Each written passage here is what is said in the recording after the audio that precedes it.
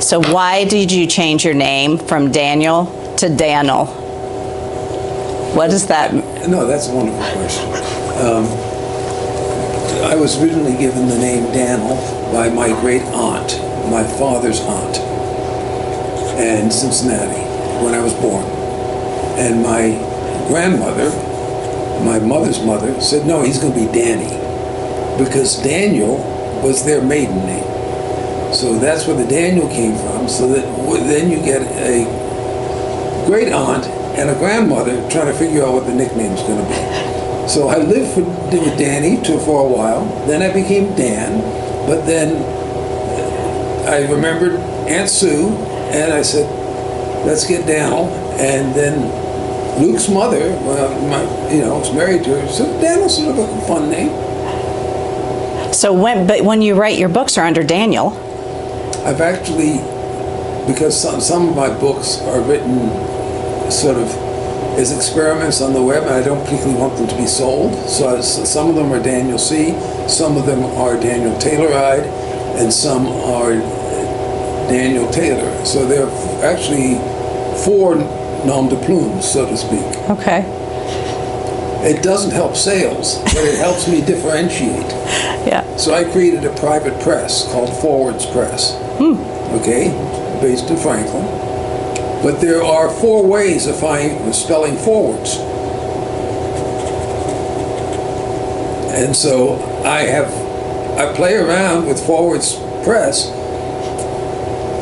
having inconsistency. The relationship the thing goes to why are you publishing? Are you publishing to become known, to get ideas out, to test ideas in your own head? So these are all different questions that I have fun with. Why not have fun?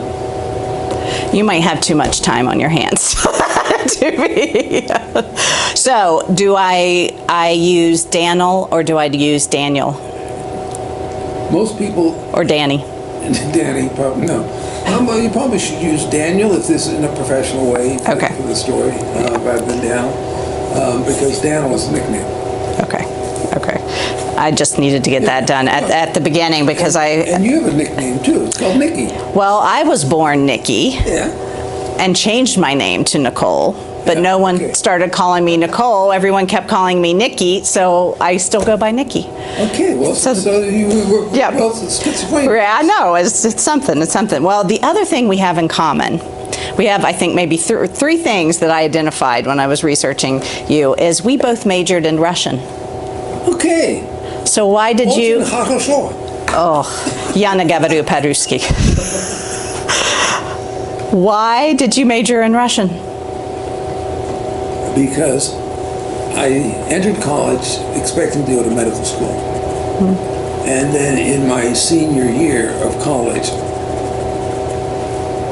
with the admissions to medical school there in front of me, I walked into the hospital and I said, I don't want to smell medicine for the rest of my life. So then at that point I decided I wasn't going to be pre-med, finish. I had one more course to finish pre-med and go on to medical school. And so I said, looked at Mike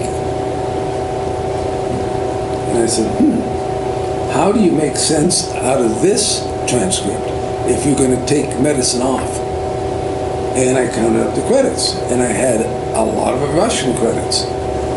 And so then I walked into the provost's office, and I said, could I become a Russian literature major? And he says, we don't even have a Russian department at Johns Hopkins University.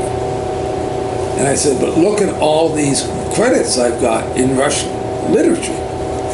Because I was fascinated by Dostoevsky and Tolstoy and what have you, and Turgenev. These are interesting people because they were using literature to express ultimate questions about society. So that now, it's actually sort of an interesting question now with Trump using his social media things, but in those, 100 years ago, 200 years ago, people asked deep philosophical questions. And it became literature. So, just to take an example, because Luke knows a lot about this, Socrates walked around the Agora in Athens asking deep questions. Ultimately, it kills him, right? He has to drink the hemlock. But Plato, one of his students, says those are important questions. So he goes to his buddy Academus and says, can I borrow your garden? Because we want to teach the lessons of the master. And they become the backbone then, the Platonic dialogues of Socrates, become the backbone of much of the rigor of Western scholarly thought. So the question then is that when people ask big questions, they often, to get remembered, go into literature. In the time before the internet. Yeah, I just mentioned the Russian example because there was the Russian Revolution was brewing against the Tsars and so on and so forth, and ultimately, of course, the Soviets and Marxism comes in. What's the Bible? Big questions that get put into allegories, and the allegories last for millennia. And so Russian literature was a fascinating way to ask big questions. I've been doing that on my own by going off to summer school and doing things and learning Russian. But it allowed me to ask big questions, life questions, that I thought were more profound than medical school. So the point is, this is to answer your question, how do we engage the ultimate in an active way? And that's what I've been doing. So talk about a little bit about your childhood. What was your childhood like? Because that has formed... Yeah, my parents were missionaries in India. Right. And so I grew up. My dad happened to believe in community rather than hospitals. And I could say a lot more about that. Wonderful guy. And Luke was lucky to have a lot of field work with Dad, and especially in Afghanistan and Tibet. But my childhood was much. My father was born in India. Okay, so there was some sort of going back. My grandparents were missionaries on that side, medical missionaries. So they took very much the aspect of Christianity, which is social service and doing good, rather than conversion.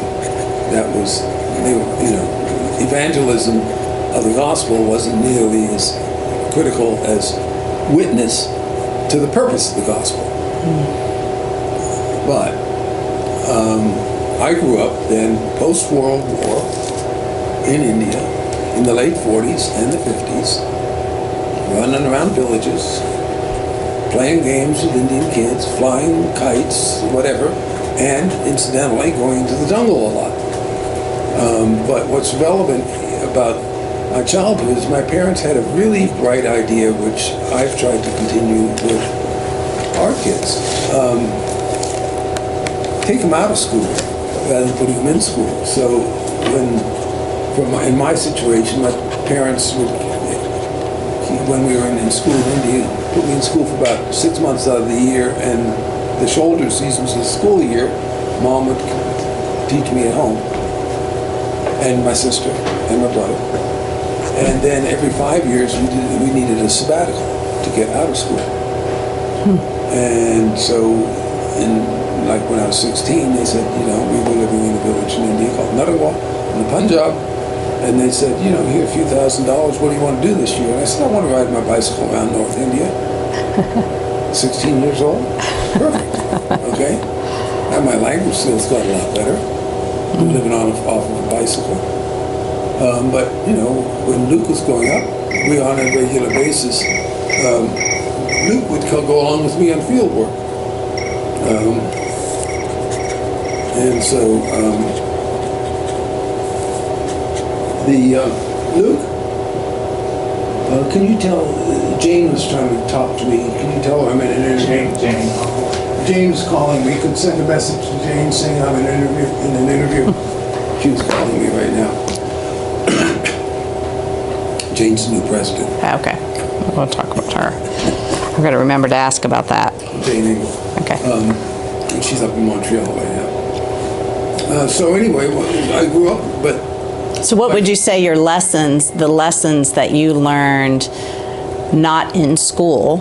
Well, it's interesting, your worth of possibilities, because from an early age, I learned that there's little risk in taking risk. Well, as soon as you see risk, it isn't something to be avoided, it's something to be managed. And so you can achieve possibilities that seem risky by learning how to manage risk. And that I learned very young. I mean, like stories of growing up in the jungle. And some years ago, I was talking with Richard Nikki out of Africa, who discovered the prehistoric people in the Olduvai Gorge in Ethiopia. We were having dinner together, and we got talking about cobras. And so he would also grown up in the African belt, right, in southern Ethiopia and Kenya. So we were chatting away, and I said, "Did you ever touch and play with your cobras?" And he said, "Yeah." He said, "Cobra's no problem if you're holding it by the tail." And the other people at the table were saying, "This is crazy. This is absolutely crazy." I said, "I bet I know what you did, Richard. I bet you swung that cobra around, holding it by its tail, because it can't turn back on you if you're swinging it around your head like a slingshot." He said, "Yeah." And what's cool about it is when you put that cobra down, it's dizzy. And so, and if you're 12 years old, that's just funny as can be.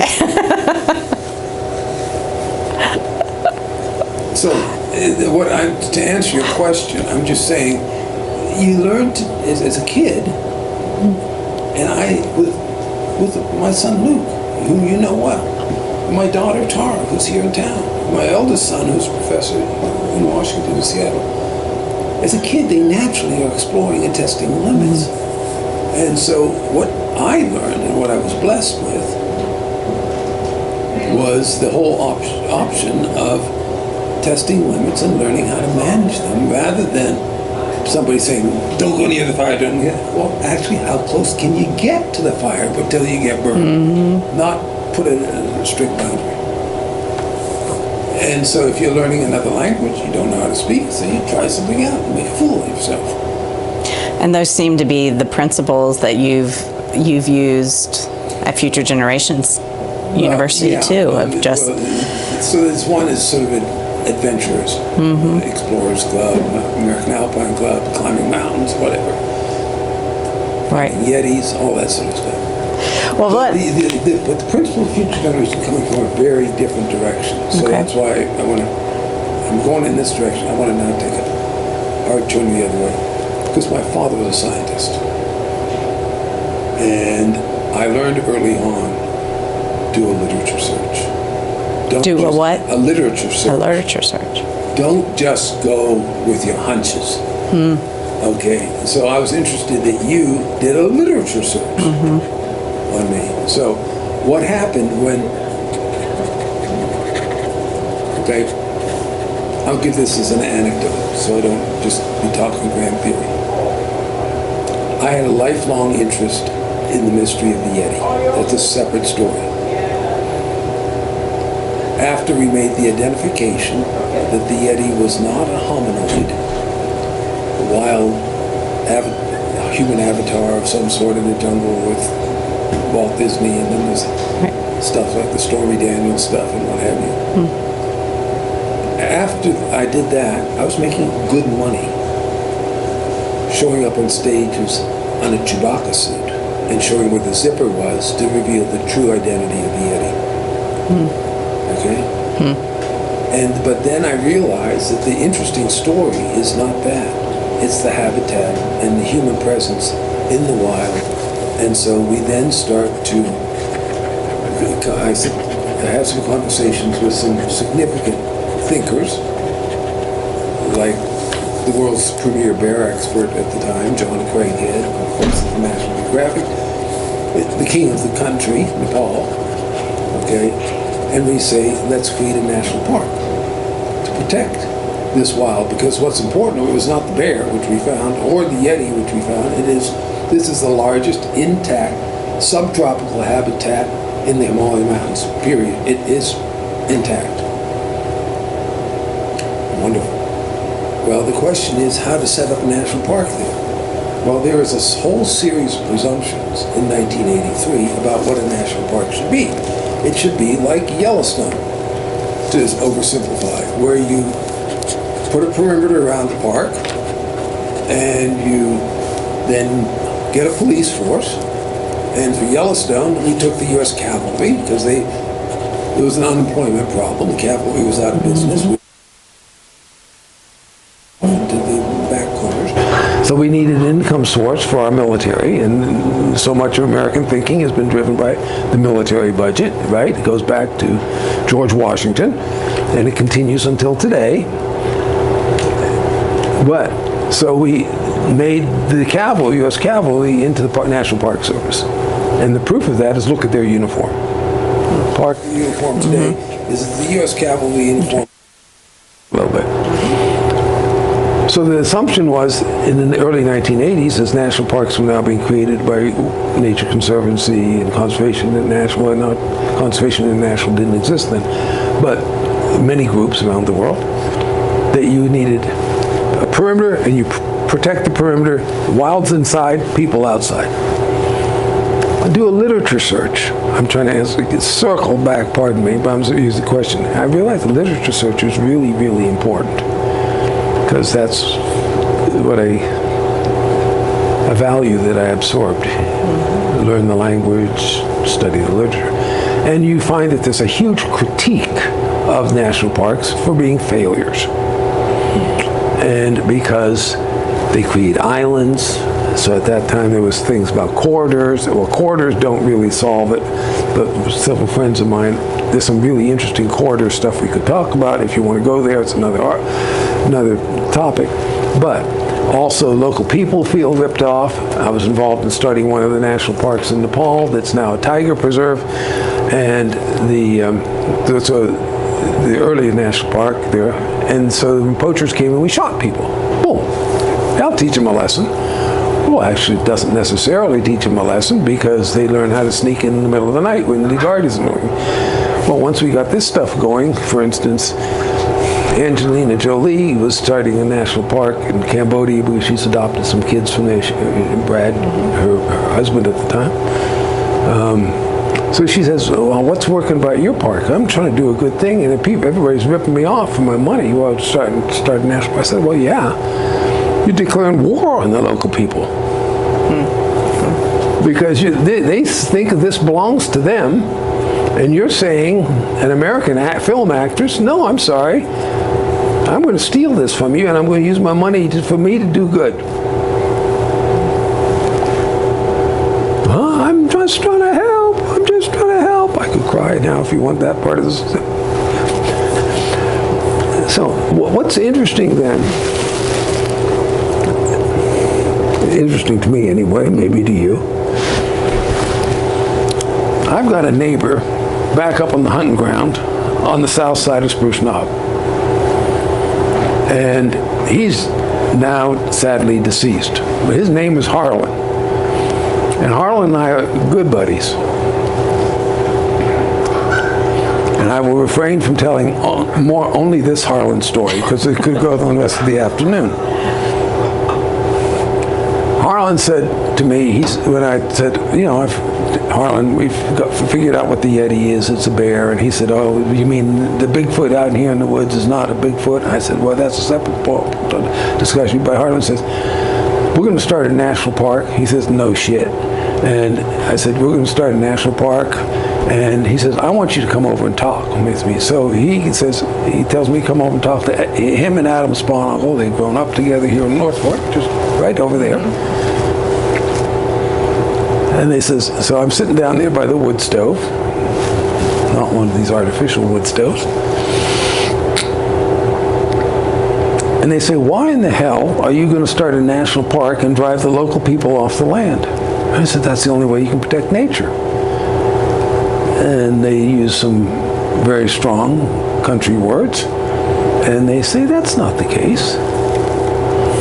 We've been taking care of this land for a long time. And before that, the indigenous people. Well, he said, how are you going to do it? He says, don't give the damn jobs to outsiders who don't know anything about the national forest. Give the jobs to the people who live here, who can know where the hollows and the springs are, and who can let them make money off of it.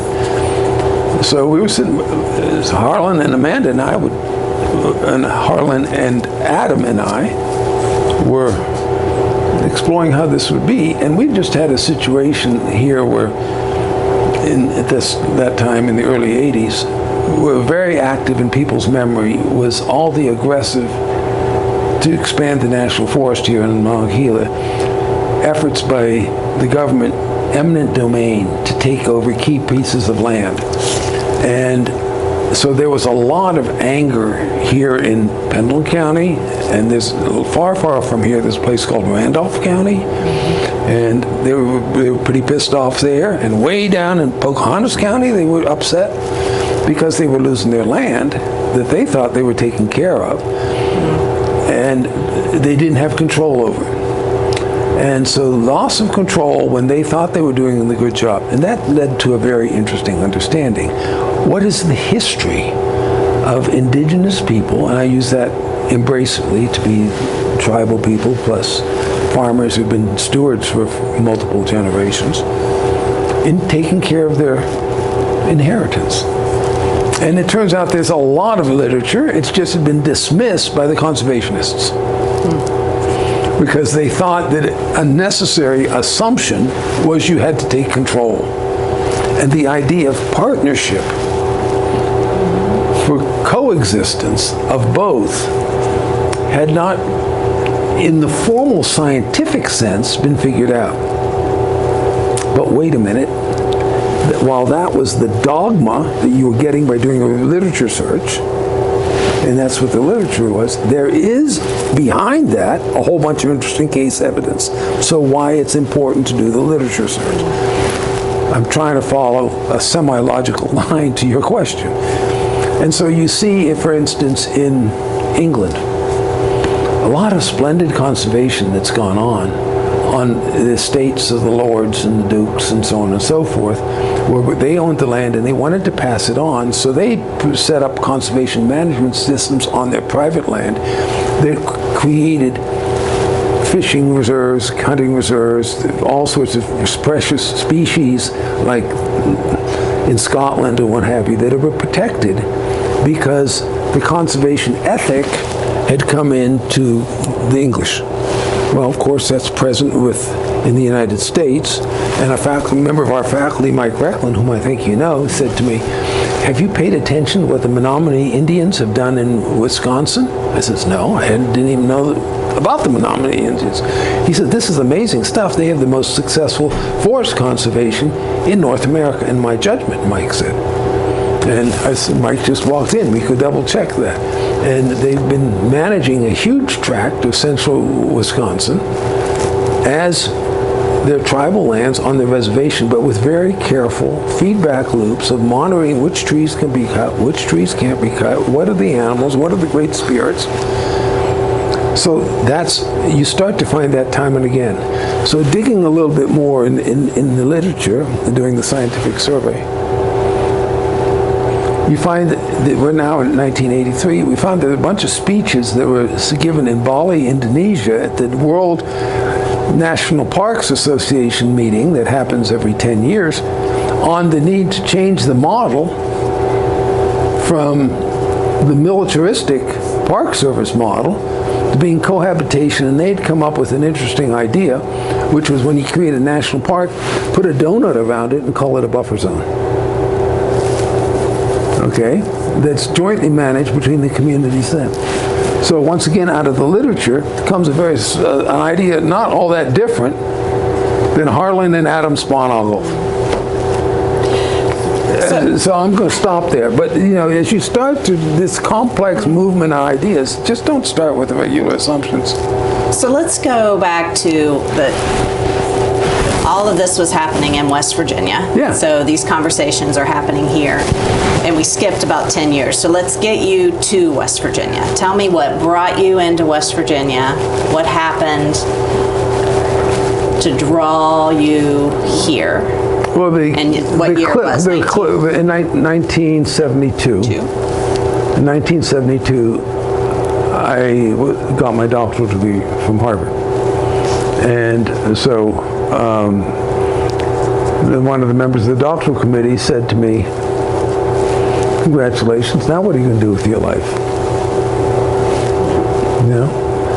And I said, "Oh, I think I'm going to head to Bangladesh to work on the population problem." He looked at me in the eye and he says, "What happened to all your ideals?" And I thought I was doing something good. He calls me for being a colonialist, going to Bangladesh to impose my values on the Bangladeshi people. And he said, "What are you going to do in America?" And he said, "You were pretty active during the Vietnam war issue." And Vietnam's still going on, of course, in 1972.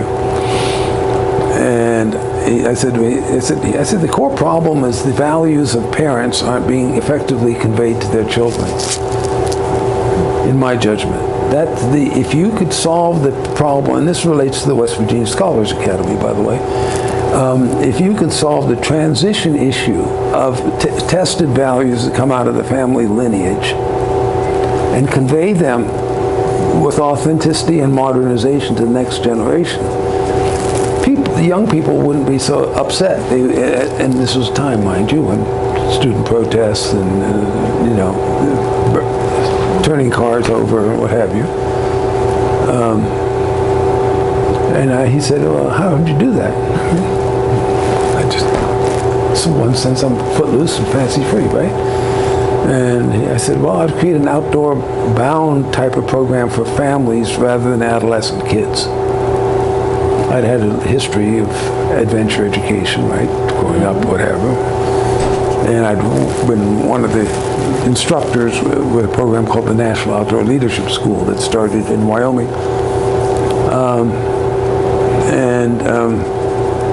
So I said, "That's an interesting idea. How do you start an Albert Brown? Where to start it? How much money?" Well, we had a couple $100, and so I contacted a buddy from high school who now lives in Franklin, who became a pediatrician. We started the Woodlands Whitewater, which became Woodlands Mountain, which became Woodlands Institute, which sort of ultimately becomes experience learning, and it has an affiliation with future generations. There's a sequence of... With a couple $100. With a couple $100. You bought how much land? Well, we took a lease out. Okay.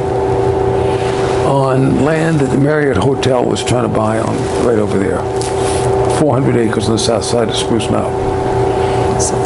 It's a very special piece of land, because if you look at that mountain, it's 18 miles long. Mm-hmm. But that's 4,800 feet, the top ridge that's running down there. At about 4,000 feet under that mountain ridge, there's a hard line of limestone. So any land that hits the water that hits that top of the Spruce Knob Ridge goes down, hits that limestone, and it all flows out on the south end. So on the south end, there's this big open series of meadows. The local people call them sods. Maybe you do, because you're a stranger from Randolph County. But there are 5 major springs on the south end of Spruce Knob. Now, normally you don't have springs on top of a mountain. And so at that point, that land becomes valuable. Well, years later, just to give due credit to a very observant 10-year-old kid, I guess you were 15, whatever. No, I was 11. What? I was like 10. Yeah, you were 10. So this piece of land where you're sitting right now came up for sale. And at that point, Future Generations was in his bedroom. And he had been told to go sleep on the porch, so to speak, so that we can start another organization. And he'll tell the story a little bit differently, but fathers and sons do that. He was pushed out to the doghouse, and yeah. Literally, by the way, that's a good one. It was the hog house, but not the dog house. But anyway, I said, "Luke, as part of your homeschool," because I mentioned that we do that and stuff, we come up, let's look at this place. I think we might want to buy it, because anyway, the placard on the wall over there. So we come up here, I says, "This really won't work. It's on top of a mountain, there's no water." And he says, "Oh, Dad, see that over there? That's skunk cabbage." We talked about this, yeah. And there's skunk cabbage. he says, Luke says, "Well, there's skunk cabbage, there's going to be water." And I says, "Where'd you learn that?" He says, "I grew up here, Dad." It's true. So let's run Buy down. ramps too. Let's run down and get a shovel and dig into the soil. And so at that point, I offer the guy who's trying to sell this land the price, and ultimately we agree to settle and do this. But anyway, to come back to the other story. So when we get the idea to start what became the Woodlands Institute, my father looked at me and he says, you know, I like your gumption. I'm all for it. I don't want to turn you down, but you better learn how to do some fundraising. Mm-hmm. If you've got $200 and you're trying to start the program like this and you don't have any particular friends, I said, yeah, that would be nice. I mean, you know, this is not just. I said, I've got an idea. I'll go talk to the National Forest and see if they'll give us a lease. Now, at that point, we had already decided on West Virginia for reasons. It's a separate story, but I won't address it right now. And Dad says to me, well, the best fundraiser I know is the president of our university, Johns Hopkins. The president was Milton Eisenhower, the brother of another President Eisenhower, right? Mm-hmm. And he says, let me call up Milt and see if he'll give you some fundraising lessons.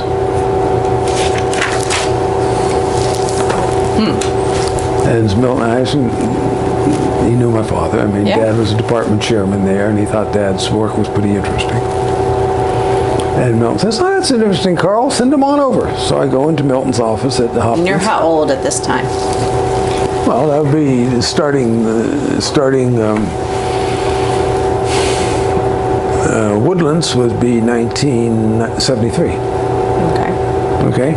And we had just sort of identified that we were going to come to West Virginia. So I got my degree in 72, so it'd be late 72 maybe, late 72. And so I go over and he said, this is interesting. We chat up this and that, talk about things. He said, now tell me about your idea. And I told him about the idea. He says, that's really important. He said, you know, my brother and I, well, they're the three amazing Eisenhower boys. We learned so much from our parents, and they tell us the values. They're all from Kansas, right? And being out in this thing, I said, oh, that's interesting. My grandparents had a section of land in Kansas, blah, blah, blah, blah. They went to India as missionaries, medical missionaries. So we chatted for a while. He said, now, you want to learn fundraising? He was being very, very friendly. And chatted. He then picks up his phone and calls in the director of development for Johns Hopkins. He said, we got an interesting problem here. This guy is Hopkins alum, wants to start an organization. He doesn't have any money, and he wants it to grow, and where is he going to get the money? So I can't remember if it was the director of development or Milton Eisenhower. They said to me that if you want to raise money, you've got to get the time of the people you want money from. There's a direct correlation between getting somebody's time and getting their money. And the more effective you are at getting their time and getting them engaged with you in a personal relationship, the more money you're going to get. That's why we get so much money from our alumni, because we've taken a lot of their time and we've engaged a personal relationship with them. It's not that they're alumni qua alumni. And so, and then, okay, who do I need? If I'm going to be in West Virginia, where is there a lot of money?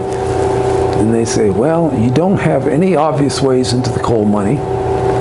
You don't have any obvious ways into the chemical money. And they said, so you got to find the foundations. I said, well, who are the foundations? And the development guy says, well, where's that foundation directory? Let me look this thing up. Now, West Virginia. There's nobody in West Virginia that's giving away serious money. They couldn't believe it. But, oh, wait a minute. There's this foundation in Pittsburgh. Yeah, the Benton Foundation. I don't know anything about it. Everybody heard anything about the Benton Foundation? Nobody heard anything about the Benton Foundation. And he said to me, you've got to get yourself to Pittsburgh. I said, it's no problem. It's a 4-hour drive from here in Baltimore, 3.5 hours. And just walk into their office and don't do it. Just walk into the front door of the office and say, I want to talk to the president. I've got an idea. See what happens. Sleep in the back seat of your car if you need to. So I could drive up to 4th Street in Pittsburgh, Pennsylvania, and push the button and go up to the 12th floor, the Bentham Trees building. I think it's the 12th floor. And walk into the office. It was before Rose McGee was there. And I say, there's a fellow here by the name Paul Jenkins, the president. Can I talk to him for a little bit? Well, he's busy right now. Will he have time a little bit later? I said, yeah, he probably will, but he's in a meeting right now. I said, mind if I just sit here and you can tell him that there's somebody outside who would like to talk to him? What the hell are you doing? Comes Paul Jenkins out of his office. What do you want to see me for? I said, well, Paul, I just want you to know that in 5 years, I'm going to be asking for $250,000. And I'll be by here at least twice a year to give you an update. Please earmark $250,000.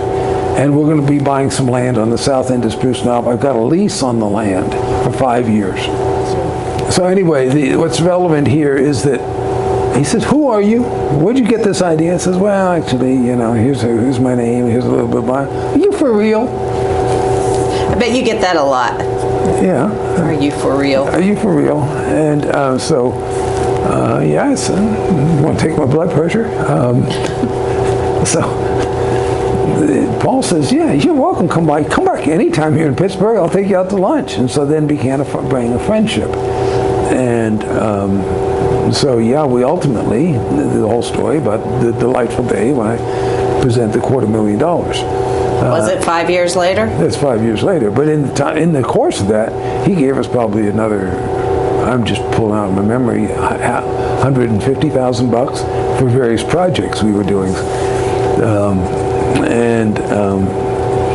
So then after you told him what your mission was. Yeah. What did you say to him?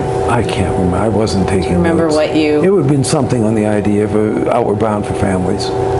We have to get things together. So he introduced me to the head of Nature Conservancy, Pat Noonan at the time. Pat thought it was fascinating.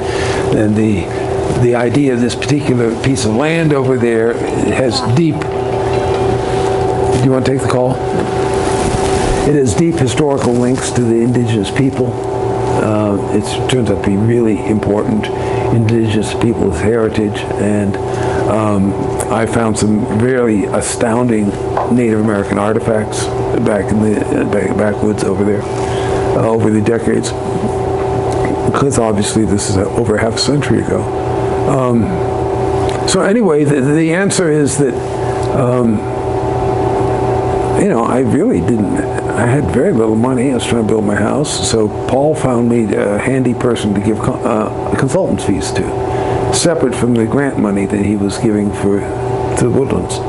So if he had an organization in West Virginia, especially West Virginia, but Western Pennsylvania too, who he thought he needed some help mentoring them, how to grow an organization, how to figure out your market, and so on and so forth, he would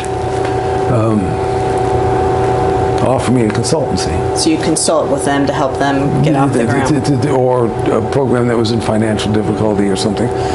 And I was pretty good at research skills. I mean, given the fact of my academic training. So I could find a library, I could do studies, and I could, advise them, set up business plans. Much of the work that Annie's doing now, Luke's wife. So I was sort of doing that for the Bender Foundation, and I made point. I said, Paul, what's the highest daily consulting rates that you're paying now to anybody else? That's what my rate became. Non-negotiable. So that allowed me personal assets to chase yetis, to build my house over there, to start to take my kids along with me, especially Luke's older brother, into the field, so on and so forth, because we weren't making serious salaries from our work at the Mountain Institute. So I had several $1,000, shall we say, every year that came from this other source. Thank you, Paul Jenkins. Wow, so we're at 1970. Then he becomes an alcoholic, which was so sad. Yeah. Not during that time. It was later. Well, there's a longer story there. Yeah. So 73. Now by 78, We own the land. You own the land. Right. Now, the other things that are happening at this time, you're living in West Virginia. I want to hear the story, why West Virginia? Okay, the story why West Virginia is that once we decide to start this organization, I call them Outward Bound for families. So this was other people coming into West Virginia. Well, the idea was, we got a product, we have to market it. So basic business, we know what our product is. We may come up with an invention, so to speak, technology, whatever. And now we have to market it. And we're not going to market it just by going out there and setting up a lemonade stand, and that doesn't bring in much business. So then the question is, where are the people who are willing to pay our price that allow us to cover our costs? Which means that we're having to get upper middle class people, and in fairly large population densities that we can maybe get 1/10 of 1% of the population. Mm-hmm. So at that point, and this is just sitting down and sitting in a library and working this thing through and developing a business plan and taking some more courses. So at that point, we decide that West Virginia makes sense. And at that point, I contacted my high school classmate, King Seeger, who now was a pediatrician. Separate interesting story with King. And I have a relationship with Luke's mother, whom I had met while I was in graduate school. And so we decide, of course, every intelligent outdoor thing in the United States happens in New England, in Vermont, or New Hampshire. Study it a little bit longer. There's very thin culture in the mountains of New England. It's all gone. It's all been folks from Boston, New York who moved up. Plus, it's pretty lousy weather. And so we just say, even though it's in our backyard, so to speak, no. So then we said, let's go to Colorado, because the good outdoors, there's Outward Bounds out there, Wyoming, familiar with that. Well, you know, it's a long way from population centers. So the reason for why West Virginia and why the Potomac headwaters, originally we had looked at Hardy County, and then Grant County. Oh my, Grant County's getting awful far into the mountains. But ultimately, of course, you even go deeper here in Pendleton. But it's within 1 day's drive of 1/3 of America's population.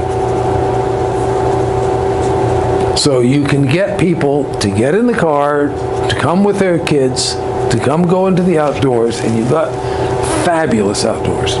Right down there, that cliff is the highest freestanding cliff east of the Mississippi. 1,000 feet on both sides, Seneca Rocks. You've got 70 caves in West Virginia. You've got the 4 branches of the Potomac River. You've got 1 million acres of the Monongahela. You've got 1 million acres of the GW National Forest. And it turns out you've got a fabulous cultural base so that you can do cultural programs. Maple syrup. Start listening to the people, and all of a sudden you're doing sycamore and walnut. I mean, this is years later, but it's got this richness of the people. And the people here are not poor. The people here are rich. And so while economically they may be in straits, as people, they're rich. And I very much understood that difference growing up in India. You grow up in an Indian village, you realize the people are rich. Even if otherwise you're looking down on them for being poor. They've got other values that they're building their lives around. And so the people here are building their lives around values. A relationship to family, it's very important. A relationship to the land, it's very important. You know, mortgaging and taking whatever stocks you have and investing on the margin. Most of the people around here, if you talk about marginal stock investments, they'll say, not for me, buddy. They love that stuff on Wall Street. So now you've purchased the land. Yeah. In this time, you are still chasing the Yeti. What's going on? Well, the Yeti's always been a personal thing. And this time, we ended up finding that running international programs for the Mountain Institute allowed us to charge higher fees than if we were running West Virginia-based programs. I hate to disillusion you, Nikki, there's prejudice against West Virginia out there. Is there? Yeah, it's a shock to you, I know. Yeah. Shocked me. And they, how many fingers do you have? Right. So that taking people to an international medical research program in the Himalayan mountains, taking them to some other part. I taught courses in Greece on Socrates, where we practiced the Socratic method, walking around Athens, and then going down to Olympus, and so on and so forth. That stuff, you can double your, same cost, double your profit margin. So you were using it as a base to go other places. Yeah. Okay, but this was home. Crassly put.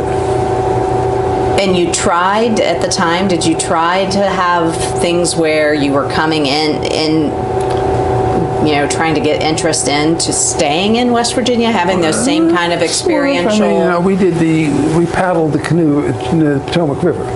And we studied American history from Native American times to Watergate. Watergate was happening actively at the time, right? Nixon and what have you. And so it's a fabulous learning experience. So in that case, crossing state boundaries, we did the same thing on the Hudson River. We did the same thing on the Connecticut River. It turns out to be a fabulous way of taking an urban dwellers and putting them in the outdoors to paddle a river. Okay, and it's different from going to, the Palisades State Park in north of New York City. You just put it in Albany and let the current carry you.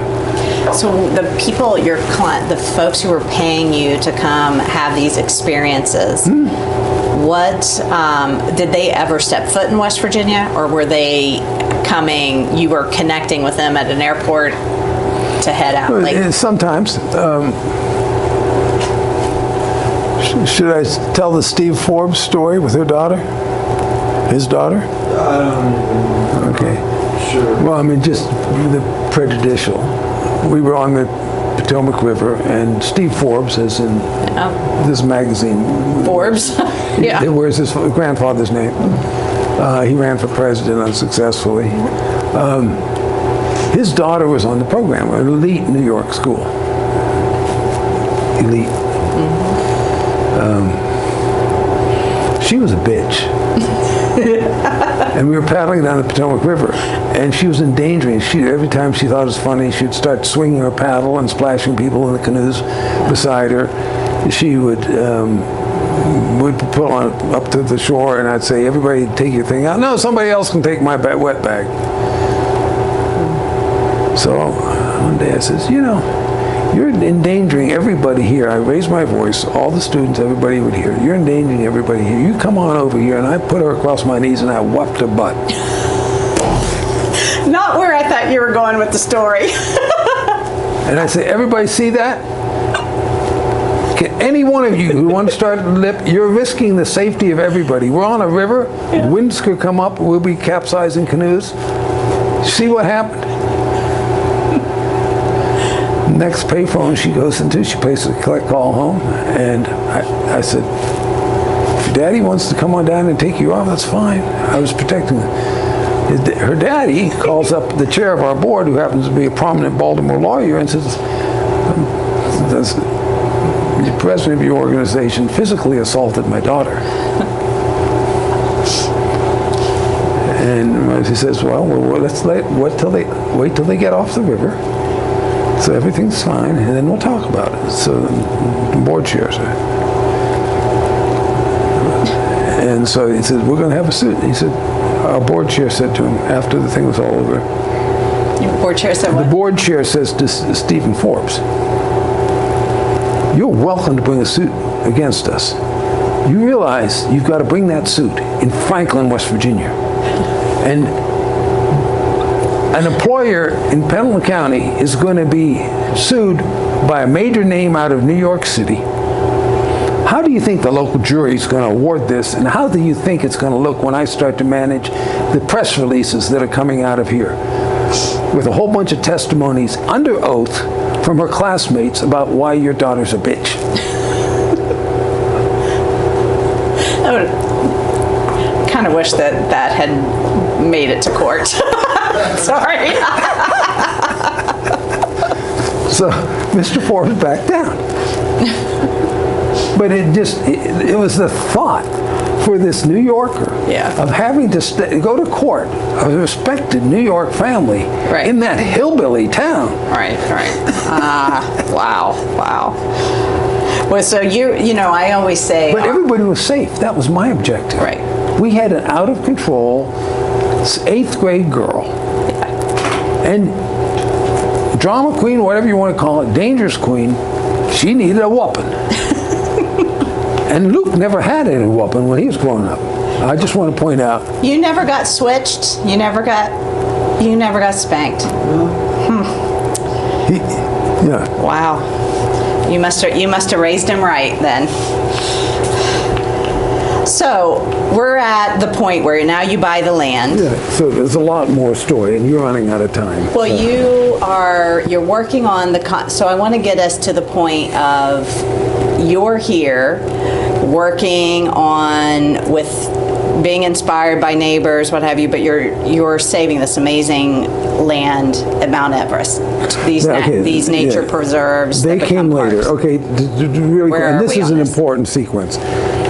In 1983, I went with my wife and my 2-year-old son on a Yeti expedition because I had come to the conclusion, which is described in the book, I'll leap over it, that one particular valley in the Himalaya, if there was any place that the Yeti existed, would be in that valley, called the Barun, B-A-R-U-N. Right. And so that was 1983. We had just started the West Virginia Scholars Academy, which is a totally cool story. Okay, well, I want to talk about that too. And so what's relevant here is that then from that, we make the identification of the Yetis and bear, and then which is also in the book, which I won't say anything about it here, and then we mobilize this new design of a national park that has a co-partnership with the people, rather than separating the local people. And then during that late 80s, that design's moving forward, and we're finding out the wonders of the Barun ecosystem, the largest subtropical intact zone that goes from the subtropics to the Arctic, because the top of the Mount Everest is Arctic, right? Habitat. Luke, of course, right now is leading an amazing project that continues this decades later, okay, from the early 70s, from the early 80s, with all the great work that they're doing in this area. What's relevant here to your story is that we realize that this one valley, where we're creating the valley and the donut around it, which was the first example of what's called a biosphere reserve now under the UNESCO terminology, it's now a model. The Makhluk Barun was the first biosphere reserve model. And so then we say, can we go other places? So I then say, the bear went over the mountain to see what it could see, and what's on the other side of Everest, which was at that point closed. It's Tibet. China's occupied Tibet, and we know that it's magnificent ecology. Mountaineers have been there, other people have been there, and so I then make arrangements to get introduced to the leadership of Tibet, which is also in the book. More can be told. And then we propose to the governor of Tibet to create a nature preserve there. So what started as a Rhode Island-sized project on the Nepal side, when we went across to the Tibet side, it goes Massachusetts side, 3 times as big as Yellowstone. And then we start to create, there's this, and this. And so we start to grow. So now there's 100 million acres, ultimately 18 major nature preserves that have been created. We have some interesting books here that you're welcome to take if you want pictures and images of all this. But what is key to all of this is that we created a partnership with the Communist Party. And by that, we were able to get political engagement and monetary engagement because conservation becomes part of their agenda. And that's exactly what we've done on the Nepal side. So in America, we call this zoning. So when I sit on the Pendleton County Land Authority, and we propose zoning for Pendleton County, oh, no, the Farm Bureau is against us and everybody's against us.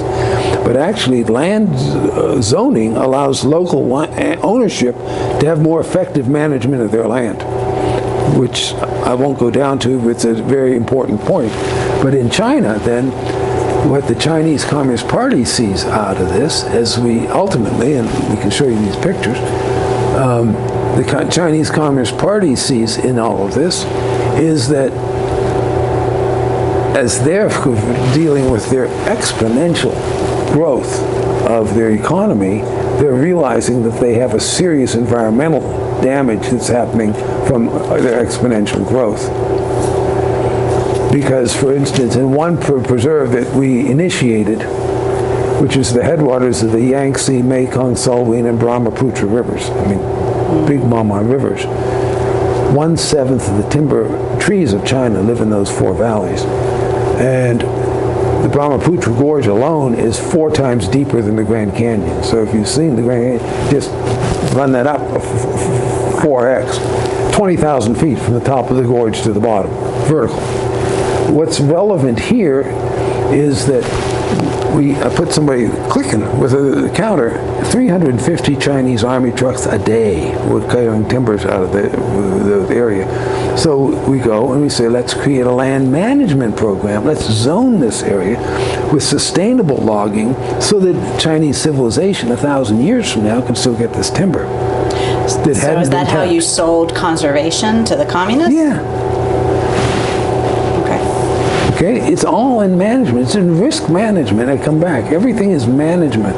It isn't digging in firm lines and then fighting to hold the eternal truth. Okay, it's what Luke is doing when he partners with the Appalachian forest owners. It's learning how to manage your things, you know. And he's got a whole series of programs about read the woods and that sort of stuff. It's learning how to manage your forest. So we're just managing the forest in the Mekong drainage. Okay, what's relevant here then, that is achieving credibility with the Communist Party. People would say, you sold your soul to the devil. I said, I didn't know my soul was for sale. But anyway, I said, the fastest thing to change in the world today is politics. Tomorrow we may be having a different government any place. Look what's happened in this country. The slowest thing to change is the environment. I'm playing the long game in China. And so the Chinese party got that. The American think you get it. It's not a profound thought. Anybody gets it. And so the point that's relevant here is how can we then, now that they trust us and we have a relationship, because the first person they negotiated, not the first person, but early in the negotiated with a guy by the name of Hu Jintao. He was the governor of Tibet. Hu Jintao ultimately becomes president of China. Okay? It's like my getting to be friends with the Crown Prince of Nepal when we were at Harvard, and ultimately he gets to be king. Right? So that knights you. Who knights you? Nice, and so, you know, you network, I network, everybody, right. So I networked. So I went to Hu Jintao and I said, let's create the Green Long March. Let's take the metaphor of the creation of the Chinese experience, right? When the Mao Zedong went on the Long March, hid in the caves, and drove the Kuomintang out to Taiwan, and now we have to see whether there's going to be a nuclear war and blow up everybody as China invades Taiwan. I mean, it's a real possibility. Putin did Ukraine. And so I'm generally worried about that. But separately, I said to him, let's start this thing. Let's survey what's happening in China on the environment, because there's a lot of good stuff happening in China. So we did what we called the Green Long March, of having students from 80 Chinese universities, 10,000 of them, march over China every summer on their summer vacation doing surveys of all the good that's working. So some community that's planting trees, another community that's purifying their water, some community that's doing greenhouse stuff, what have you. Well, what Luke's doing now, if you've not interviewed him on success mapping, goes all the way back. We've got long roots in this type of thing of looking for successes. Future Generations in some way is a specialist in looking at finding half-filled glasses. Okay, and that's what Luke's doing with success mapping. And it could go nationwide, I mean worldwide. It's a success mapping project. So you're doing you're coordinating. The Green Long March, 10,000 students. And if you want to have... Are you on the ground there? Yeah, or are you I got coordinating pictures. it from here? I got pictures, yeah. Okay. I could have said both. But, if you want to have fun, you put me in front of 10,000 Chinese students, and I'll start to sing Country Roads. And... Yeah, we might have to see that. They can sing a cappella along with it, and we get 10,000 Chinese students singing Country Roads. Okay, so high school. So the question was, we need to create a different metric by which to advance West Virginia students into the national college pool. That's not to take anything away from West Virginia. So the working hypothesis was, we will get personal relationship between West Virginia and 40 colleges, where we will get to know those schools. At that time, there were 16 West Virginia accredited schools. Okay. There were 16 what? 16 schools in West Virginia, Glenville, Potomac State, college, yeah. 4-year schools, okay. Not 2-year schools. So Potomac State didn't count, but yeah. WVU, Marshall, whatever. Right. There were 16. So I said that we're going to find 24 other non-West Virginia schools, because we're going to get 40. And so we want to get representatives. And so we're going to get a personal relationship between our organization, which I opted to name the West Virginia Scholars Academy. Sounds good. And so we're going to bring you the scholars. So if you want a relationship with our students, you have to guarantee a preferential edge in admissions, plus meeting 100% of family financial need. Okay, and we will then send the school was providing 100% of financial need according to the federal formula. And you were just bringing a smart kid? No. Okay, hold on. Important. We were bringing a kid who was selected, what we call the West Virginia Honor Roll, to be the 50% intellect, so we want to call it smart, and 50% proven industry. We said, if you want to succeed in life, being smart is only half the deal. Right. The other thing you have to do is to be industrious and persevere. And so your grades out of high school are one thing, but if you're coming from, I won't say the name of the community, there are plenty of them here in West Virginia, right, and you've busted your butt, right, you're somebody who should be taken notice of, even if your SAT score is 550. Right. Okay, and you were taking care of grandma, and you were working at the local Hardee's, and you were fixing your car because you couldn't afford a new car. If you're that kid, you need to get into Princeton, because Princeton's looking for you. So we hired a good salesman. His name was Dave Cockley, who went around and he interviewed 100 schools across America.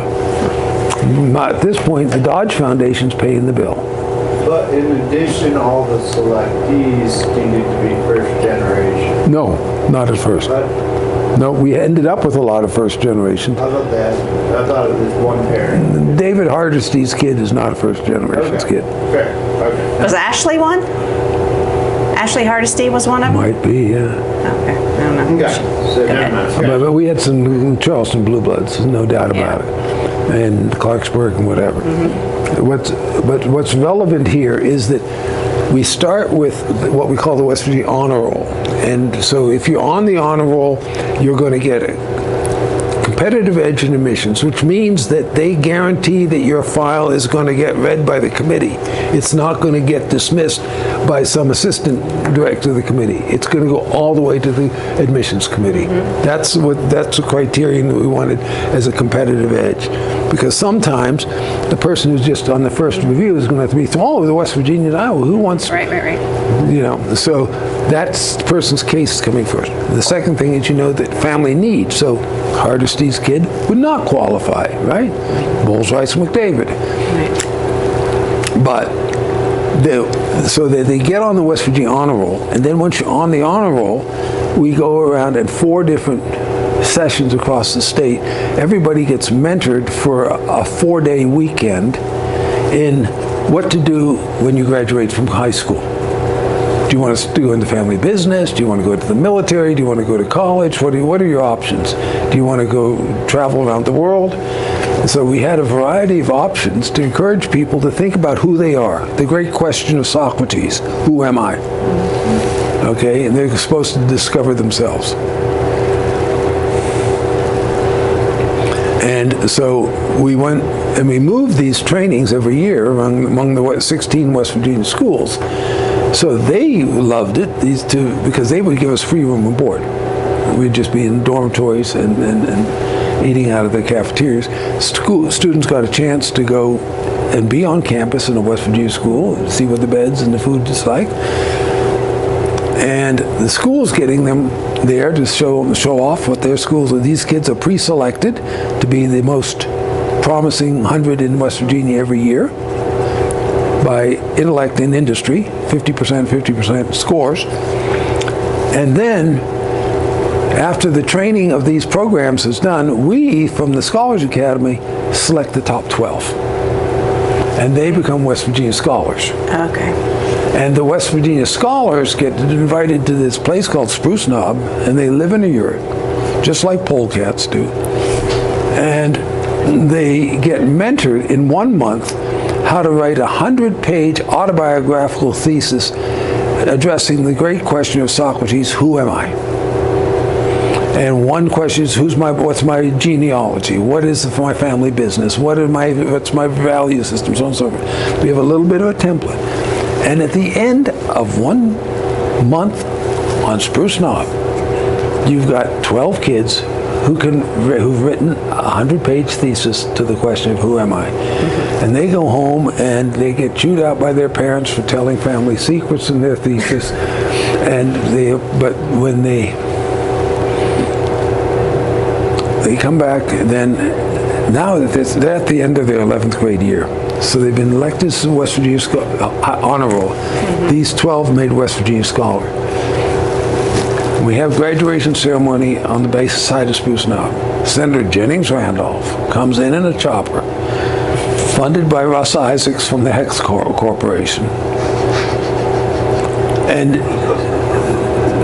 Jennings Randolph congratulates these people for being West Virginia's finest. And I'm sure you can write the speech for them, okay? And at that point, they're sitting there and they're shaking hands with Senator Randolph. They're on West Virginia's highest. And their vision is out there just where Lucas said. They got hope. Even if they came from Elizabeth, West Virginia, which at that time wasn't a very hopeful place. Still a little tough, yeah. And so we had, over the years that we were in charge of I was involved with the Scholars Academy, because I don't know this, we had a 92% acceptance rate at Princeton. We had a 94% at Harvard. We had a 100% acceptance rate at Carnegie Mellon. Every West Virginia school always admitted our people. That's incredible. So, West Virginia, because the other thing that's really, really important, to be in the West Virginia honor roll, you had to promise that you were going to mentor in some way or another 40 people back home on what to do after you get out of high school. Really? And we have a whole kit of mentoring. So if you've got people who are mentoring back home in their schools, as 11th graders, 12th graders, freshmen, sophomores, we were mentoring 10,000 West Virginia students a year in how to get, we became So West Virginia moved from 49th in the nation to 46th in the nation. Thank you very much. I appreciate the applause. We won the Super Bowl. That's pretty cool. So how many years did this? It closed in.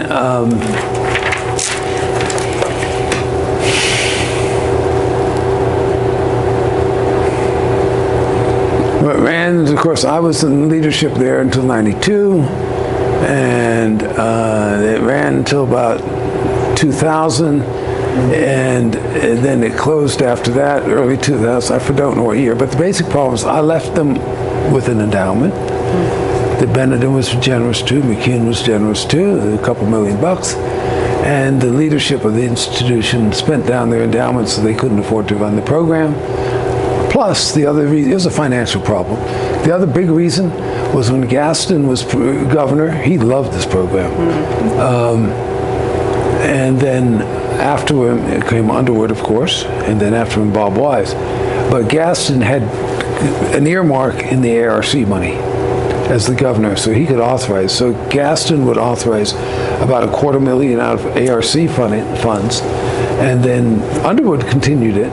But at some point in there, the governor's office became so hard up for money that they no longer used that. And then the Mountain Institute had gotten to its own financial difficulties. So rather than just spending distributions on the endowment, they started to spend principal. And we'll leave it at that. Because where I wanted to, it seemed to me as a good tie-in was to go back to that, with then where you and Mike Brecklin and Fran Day got yourselves in around 2000. Yeah, to start this. About with Ramesh and this. Right. So this totally. Thank you, Luke. It's pretty nice to have a smart son like me. Yeah. I'm really proud you of might him. want to keep him. I'm really proud of him. You should be very proud of him. I was proud of when he decided to get married. So, now we're going to have grandchildren. Now maybe. Oh, I got Jimmy. What more do you need?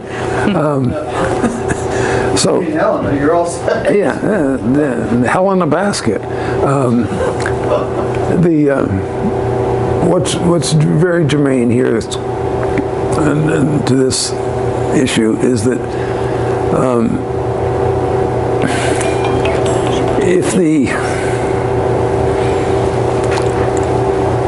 we have seed scale and we're doing national parks and we're doing Green Long March. We're doing health services in Peru. Seed scale is really working. Luke was at that time working in the jungles of northeast India. These are real jungles, mind you, not the easy stuff that I worked in the Himalaya. Luke's jungles are heavy rain, significant leeches, all that stuff. And so what's relevant here is that the people were having strikingly big success with the seed scale method. You could have a group sitting in the most extreme situation. You come back a week, a month, a year later, but even in a week, you could start to see how they were taking care of their babies better than they were a week before. Because they had been trained in oral dehydration when the kid gets diarrhea, the #1 killer of kids in the world. Right. Can we teach this? We know it works. Is it like jazz, where you get it and you go with the flow, or can you put it down like Bach and into music and then teach somebody how to read the music? That was a question. Is it, and so then we went to, let's teach it. Well, so the board says, let's teach it. I talked to a couple people. So this is Future Generations Board. And the board says, let's try to teach it. So then I go talk to some universities and say, can we make this into a degree program? An American degree is going to be respected. At a separate university, you wanted to I went to talk, there's a place called Marshall University. Yeah, I've heard of it. And I went and talked to Marshall, and they said, we love that idea, and you're going to raise the money? And I said, I'm going to give it a try. They said, that's great, here's the contract, we'll take 50% of every dollar you raise. Because they've got their overhead, right? I went to Johns Hopkins. Oh, we like it very much, we're going to take 60%. Wow. You're saying 60%? Zero, yeah. Not. Grades overhead at major universities. And Marshall was, I kid you not, 50%. I negotiated him down to 40. Huh. And I've I never said- heard this part of the story. It's very I've interesting. never, I'm trying to, I said, I want to do something to That's improve, I want to do something to improve the world. Not paid. And I'm not trying to keep WVU in business or Marshall. You know, look what the games Gordon Gee played the first time he was here. Then he went and played them all over the place, you know.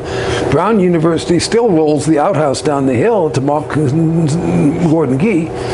But the point is, at that time, I looked over at James Patterson, who, if you don't know James, Are you talking about Reverend Patterson? Yes. I do know him.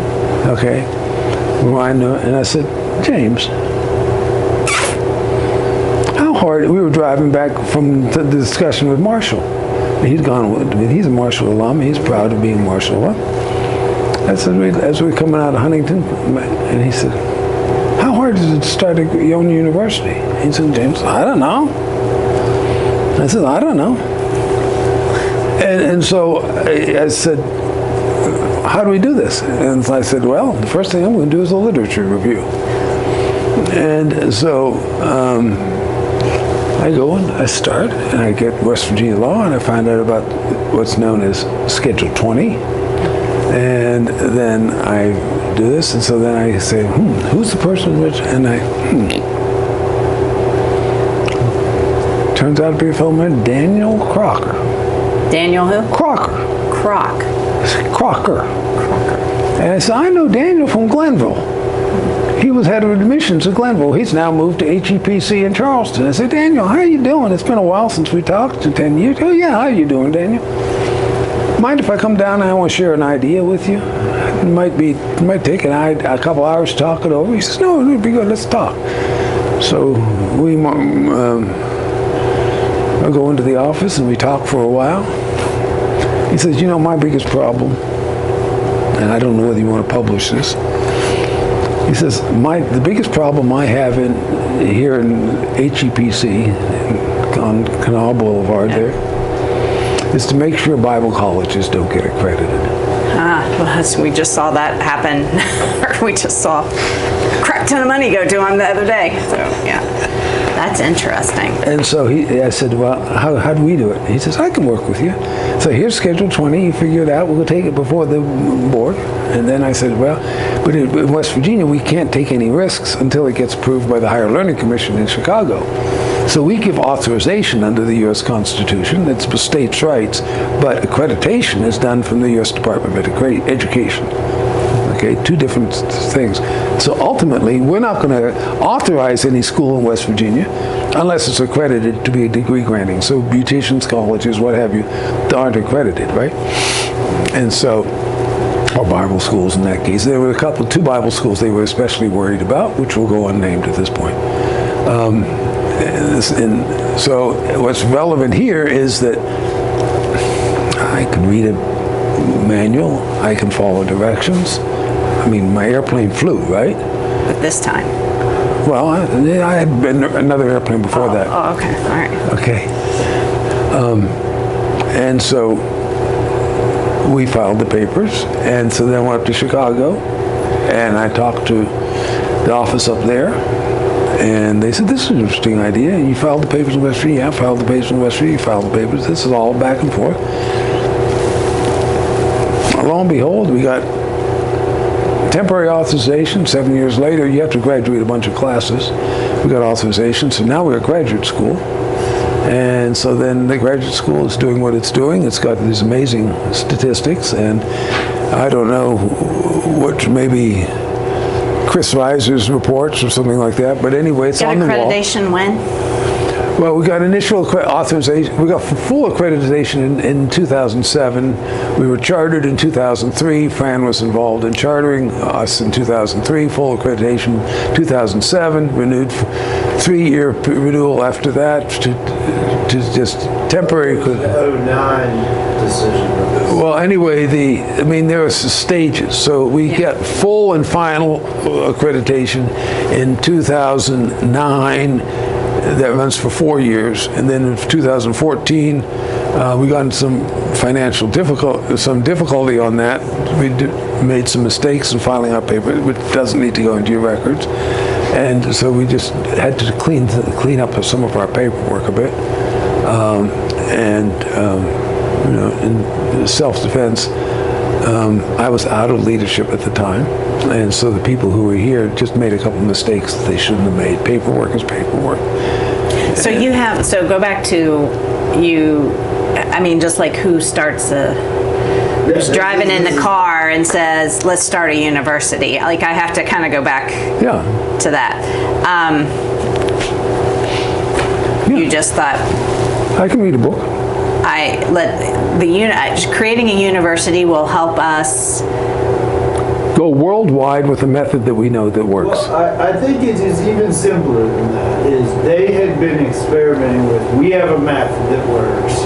How do we train people on it? And then how do we make that training have some meaning? Yes. And they had spent quite a bit of time. That you skipped over that Marshall Hopkins discussion. But you were recording for a very long time before suddenly realizing, hey, wait a minute, why do we need these guys? We're West Virginians, would do it our own damn selves. It's possibilities thinking. And I think it's this similar thing of, that's why I remember, like, whether my grandfather said, why do we need the clinics? He was saying, why do we need the park wardens? Why do we need to have the current the most important question schools in charge of ever is why. Why can't you start a new school? Yeah, it's a question that not a lot of people ask, but why not? Right. We asked it and we did it. It's just a lot of paper. Right. So at this point, at the end is what we did was people said you either go two ways. You have to have a campus, which means you have to have a lot of money, build buildings, take care of them, so on and so forth. And so roughly 60% of any university's budget goes into maintaining itself without any students in it. Okay? Right. But the second thing is that in 2003, the internet was just beginning to come on, and so people were all sorts of excited about online learning. Right. And I was a bit jaundiced about online learning. I said, it's got a role, but you can't learn only out of books. I can read a book, and I can build an airplane, but I know that I had to have skills before I even began that process. Okay, I didn't mix epoxy, read a book, whatever, figure stress rate levels. So then the question is, and what the university really is sort of cool about are two things. One is seat scale. We have a method that people can learn if they're mentored in it. And number two, we defined classroom in a different way. So the presumption was that you had to have a campus to have a classroom, buildings, library, blackboards. On the other campus, the presumption that was coming on gangbusters was that you could do it on computers, online learning. And I said, wait a minute. Where did Socrates do his stuff? And Plato? In community. Socrates walked around the agora. By the way, Bruce comes from Greek heritage. He stands up and salutes every time he just asks for some more souvlaki instead of the. But so I said, let's go Socratic. Let's go mentoring instead of regurgitating the words of the great masters. Let's mentor people in how to learn. That goes back to your teach-learn question. Well, in much the same way, and this is where I think there's a tie-in and look at what that scholars model was that they were doing, where they were getting most of the learning was mentorship with some in-person intensive instruction. And if you look at the first master's degree, it's basically that design. Yeah, in that case, we took people to the best demonstrations of community development around the world, and they lived there in those communities. So you knew it was going to be international from the get-go. Yeah. That was really important. And you were going to be based out of out of West Because Virginia? I like living here. Because you like living here. That's good. And I can afford it. I can't afford to live in Washington, D.C., or New York, or Charlottesville, or Cambridge, Massachusetts.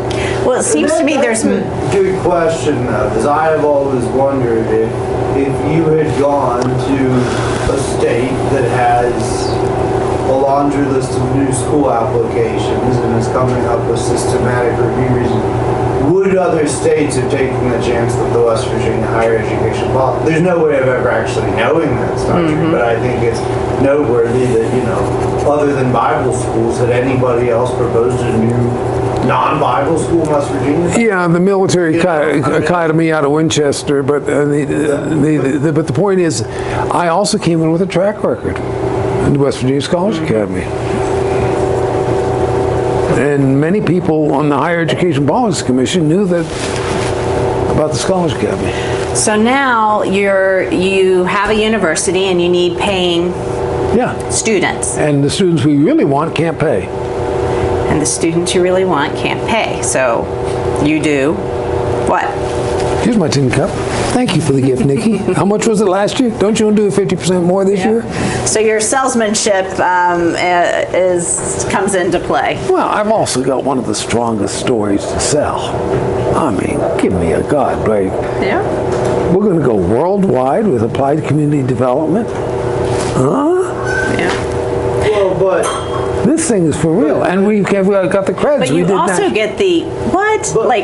Yeah, but keep in mind there are a lot of potential donors who are going to read this article. So I think don't Oh, yes, brother. go big, go towards, wouldn't it be cool if a donor read this and said, I can help? Okay, but in that regard is that there are a lot of people and this you wanted to make as a quote, there are a lot of people in the world wanting to do good with the money they have. It's one of the wonderful things that's happening in the world now. We have this great wealth transition coming on board. A lot of people want to do it. Michael Benedum is on steroids right now. And so what we have to say is, look what you can do. So look what you can do with James Patterson. He took his idea from our university.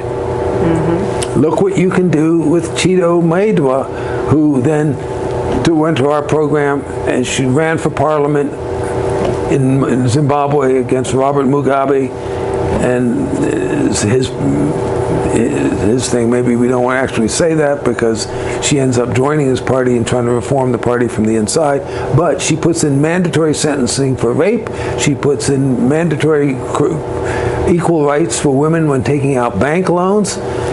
All that stuff she puts through the party. You look at what Nawang Gurung does, for instance, in mobilizing community health workers in Nepal. You look what Roby does in the slums of Haiti. At that point, when we're asking for money, we're saying, see what the graduates of these students, these courses are doing? And, ultimately, you wanted to get back to that moment of crying? We can do it. Let me talk for another 15 minutes. I'll tell you stories that'll bring tears to both our eyes. Those stories, so, I'm, of course, a big believer in the power of stories. But when you're selling your story as a university, you're really selling the success stories of people who've gone through. Yeah. And you've gone through. I do want to hear, what are give me a handful of success stories that make you realize, you made the right decision, you're having impact around the world, and that would inspire the continuation of that. Last night, I was up fairly late working with our country director in Afghanistan because last week, the new Taliban, issued an edict to shut down all the international organizations in Afghanistan because they're spy organizations. They're spying on the situation in Afghanistan.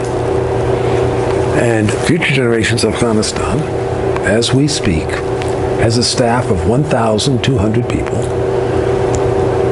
1,200 people, an annual budget of $5 million a year. We are feeding 30,000 people a day.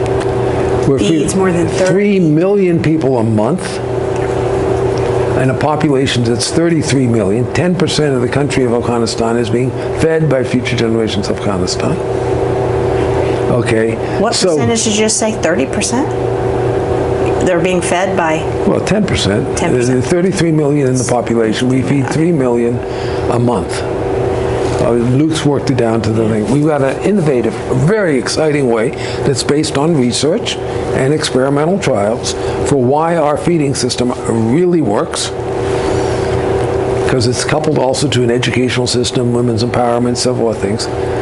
And so I said to Ajmal, and he then looped me in. We got several of our alums in Future Generations, Afghanistan, the staffing of which. And I said, just send Bismillah down to talk to such and such a mullah and say, does he want, that mullah is coming from such and such a province, a place called Nangarhar, and we can have technical difficulties and stop the feeding lines in Nangarhar. Because we're going to have to make some choices to hear which way to send the food. I don't know what's going to happen. But my point is simply this. We have trained people who know how to do their job, and we have to deal with the realities everywhere. We're not going to go in there and say, we're standing on human rights issues and blah, blah, blah, blah, blah. We're turning off the spigot. No, we're going to sit down and talk to you over, but have you understand, Nikki, the consequences of your actions. I'm not telling you what to do. I just want you to understand. It's a big difference. It's like, you know, any parent says, yeah, you can go out to party tonight. Do you understand the consequences of partying tonight? You should see Bruce when he goes partying. That's big. I mean, that's weighty. That's a huge. So how'd you sleep last night? I actually had a very good night's sleep. The night before wasn't so good. But I mean, those are big. I think. But Luke, you get a rush from this type of stuff. He's been out there. Yeah. He's driven down the streets of Kabul when he's gone through conflict. Well, I think that's a good story of speaking truth to power. But I think not all of our alumni are in a position to be doing that. I mean, we have the grand stories, the Cheetos, those are people who are working policy levels or systems work. But for me, I think just as rewarding are the people who are working much more local level. That have these very touching and amazing stories. I mean, even for instance here in West Virginia, we work the Patterson's done to mobilize churches and do that in the opioid recovery space. And I tell a couple more of those stories, Luke. You just wrapped up a course yesterday on this. Well, there are a lot of them, but I think that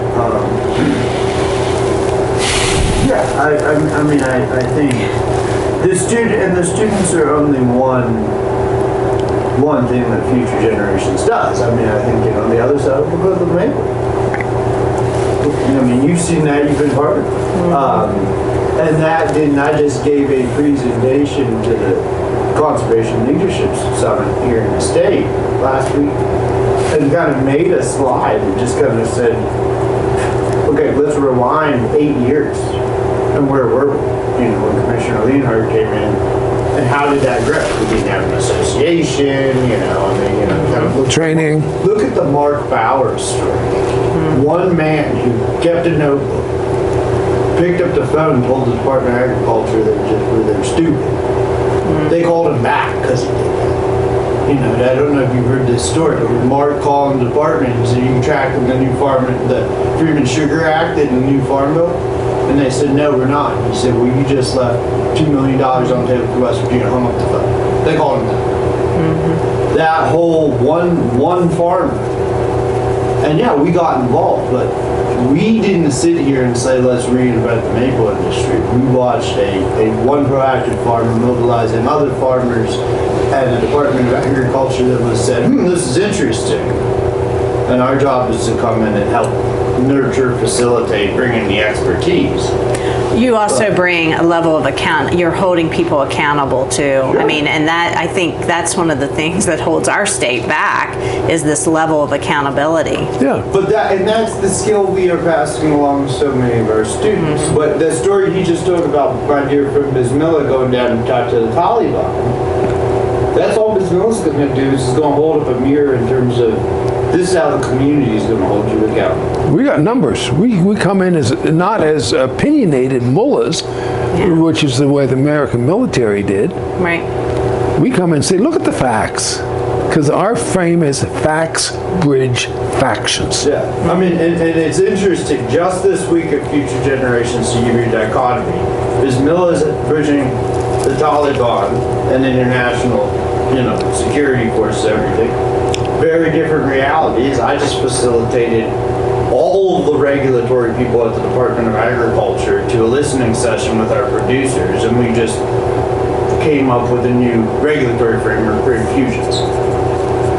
Right, the department, we don't want to make too big, but it's a great example of the regulators were trying to do their jobs, didn't know what the hell they were talking about. We were about to put in a bunch of bad policy. To Joe Hatton's, he said, slow them down. He said, we'll have a listening session. Luke, get there and facilitate and bring the producers.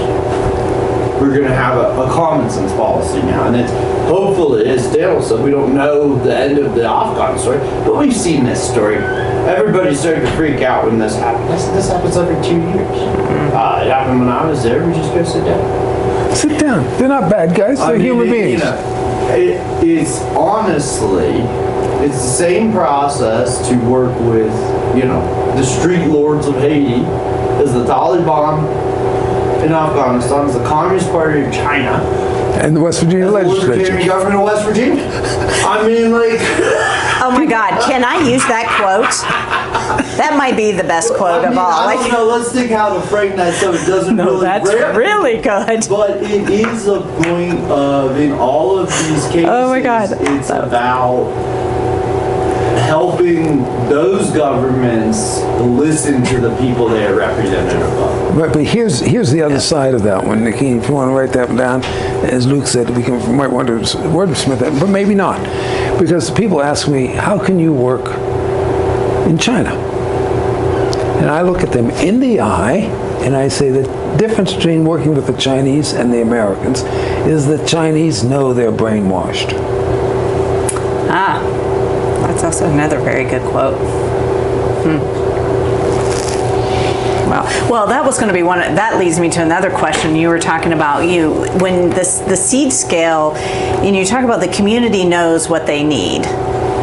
Or they can have not the know. feelings. The knowing is a quantitative thing. They've got experience. And they've got feelings that are valid. And this is why I'm so interested in abstract mathematics, because it allows us to get into these abstractions and then be precise. But then why do they vote against their self-interest? Well, so that's a very complicated question but I think the core paradigm or seed scale is different from traditional development. Yeah. Political organizing. The traditional development comes from economics, and so it's obsessed with problems. And so the whole approach in traditional development of all kinds is identify the needs, and if we fix those needs, it will fix the problems. Address needs to fix problems. That's the core theory of change that all traditional development uses. Seed scale does not. It says we are going to help communities identify and nurture their own strengths to overcome challenges through changing their behavior.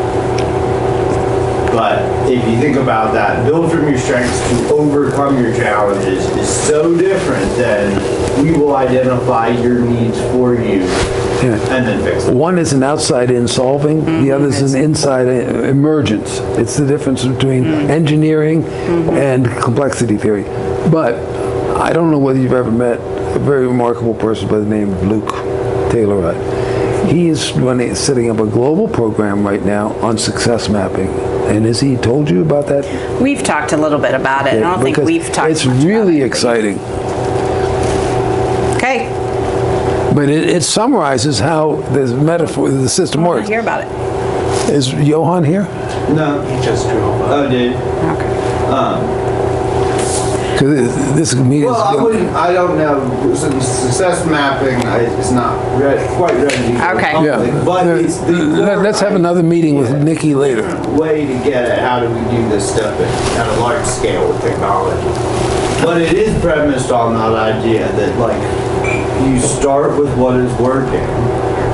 And, you know, I mean, you had a busted leg about a year ago, if my memory serves 2 years ago. When you got up out of your chair, which leg did you use? The one that wasn't broken? Yeah. Yeah. It's you know, and there's no community that doesn't understand. We're not denying there are problems or gaps or challenges, but why in the hell would you start there? You know, it's resourcefulness. And this is what Appalachians get because we've done it for time immemorial, right? There was no outside line for a homesteader. There was no outside access to sugar, so we worked amongst ourselves. We created ourselves. You know, loves to tell me stories about my great-grandfather, childhood depression, who made, knives out of old, Hacksaw blades. Well, we were all very entrepreneurial too there, naturally. But Yeah. this is, all of those people are building from strength, right? They're starting with, and this is why I've loved your mission from day one, is let's redefine the conversation in West Virginia by lifting up the good things. You don't obsess over the problems. You're not Right. doing exposés on the corruption. Right. You're reimagining the entire narrative of West Virginia around the positive. And that's exactly, you're doing Z-scale. You just didn't know. You just have to learn another language. Yeah. You get Could do another degree here. Well, what is the future of future generations? Where are you at now you've got a new president, but so this is an opportunity to. I don't know, Bruce, what do you think the future of future generations is? I don't know, just running what we have already, I think would be good. More students, and we have projects that are doing really well. And I'd like to see those grow and grow. I'd like to be more centered in research. Yeah, I think we Like to publish more. publish A more. lot of our 30 years helping communities and our students scale up their work. The time has come for us to scale up our direct presence and work. It goes back to we didn't want our name on things before. I think now it's important that it is Right. there. We got so much evidence. We could just shitload of Proof evidence. of concept stage is over. This university can go the distance, but we need to, we need to fully institutionalize.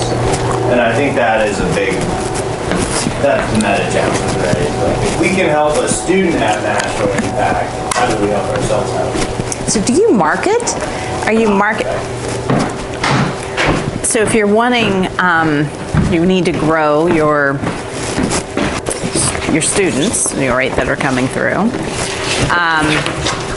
Are there spots where you really want to focus on growth, on growing that and marketing to certain demographic or certain places? I think if you look throughout Future Generations history, we've always had, it's not our exclusive tie, but we've always had a direct mandate and service to indigenous people, rural people, and especially mountainous people, Yeah. people living in mountains. Here, if you look at the two major region-wide community learning laboratories that we run in the community engagement division, one is in Himalaya and one is in Appalachia. So you have the newest, biggest mountains and the oldest mountains.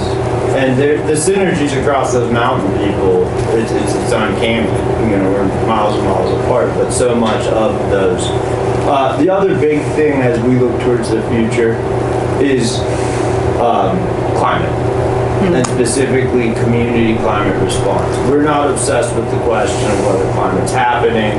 Communities have been responding to catastrophe, flood, drought, since Since the beginning. We believe the answers to that this is the question. You can't talk about the future at this point without, are we equipping communities to prepare worldwide for changing climate? And our home is changing around us. How do we respond? We talk about the poly crisis. The poly crisis is ineffective financial systems, ineffectual governance systems, ineffectual information systems, disinformation, AI accelerated.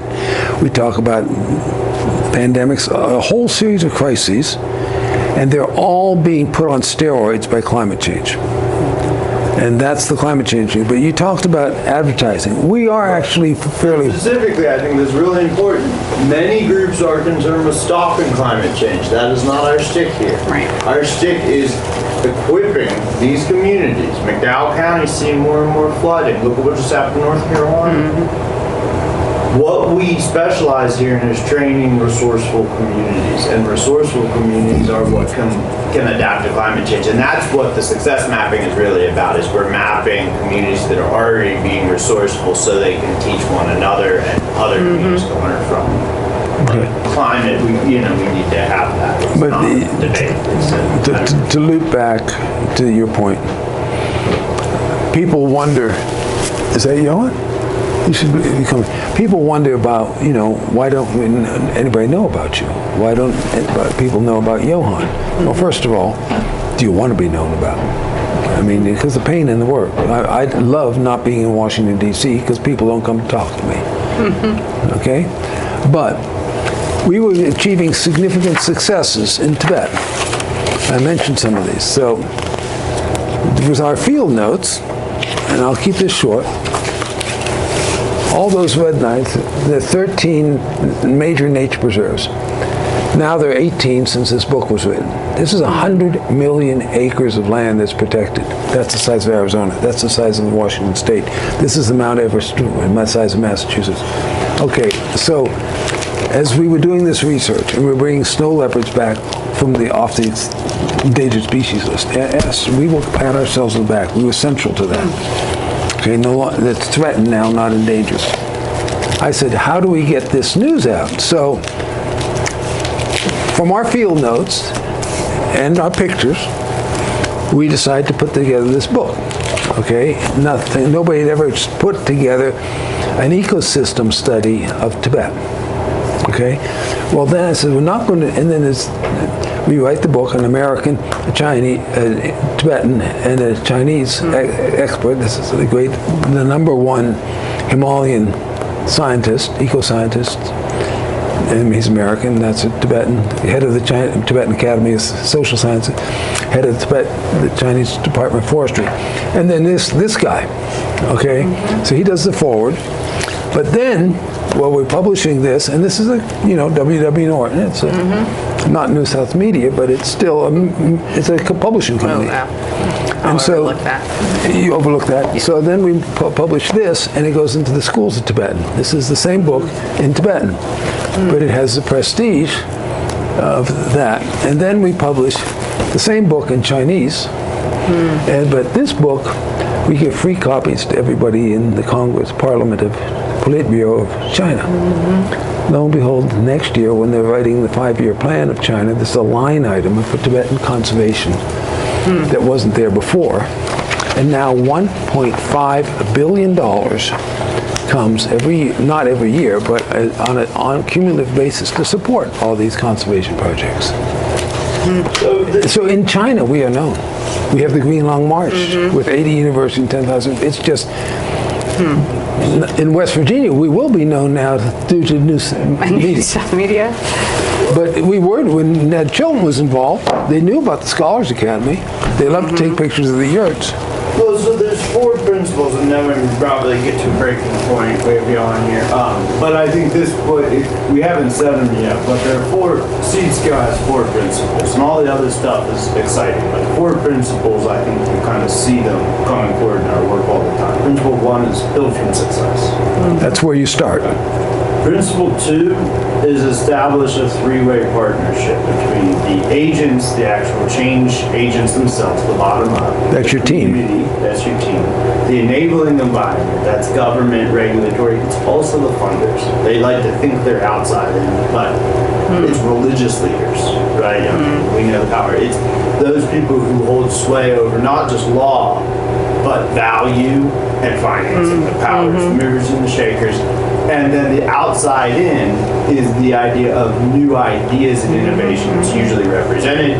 We tend to say, oh, community, government, nonprofit. No. It's not that simple. Where change is coming But from. Look at, like, for instance, think about this idea of a three-way partnership in relation to our Maple work, where you have the Producers Association, you have the department, you have future generations bringing in this research or innovation to lead to systematic change, right? So we're creating a regulatory policy, but it's in conversation with the community it's serving. Or Joey's work now teaching the NRCS people to be more effective outside and like be able to talk to landowners better.